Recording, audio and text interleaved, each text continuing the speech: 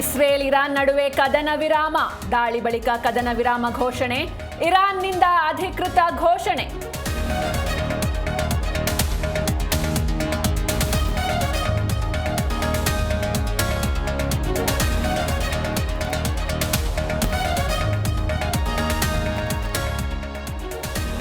ಮಹಿಳೆ ಮೇಲೆ ಲೈಂಗಿಕ ದೌರ್ಜನ್ಯ ಕೇಸ್. ಪೊಲೀಸರಿಂದ 5 ಆರೋಪಿಗಳ ಅರೆಸ್ಟ್.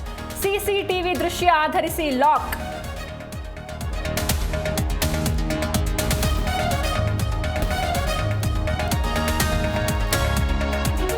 ರಾಜ್ಯದ ವಿವಿಧೆಡೆ ಭ್ರಷ್ಟರಿಗೆ ಶಾಕ್. ಬೆಂಗಳೂರು ಸೇರಿ 7 ಜಿಲ್ಲೆಗಳಲ್ಲಿ ರೇಡ್.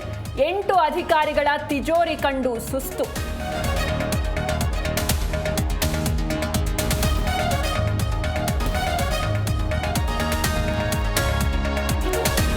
ಬೆಂಗಳೂರು ನಗರ ಎಸಿ ಕಚೇರಿಯಲ್ಲಿ ಭ್ರಷ್ಟಾಚಾರ. ಫೈಲ್ ಮೂವ್ ಆಗಲು ಕೊಡಬೇಕು ಲಂಚ. ವಕೀಲರಿಂದ ಡಿಸಿ ಜಗದೀಶ್ಗೆ ದೂರು.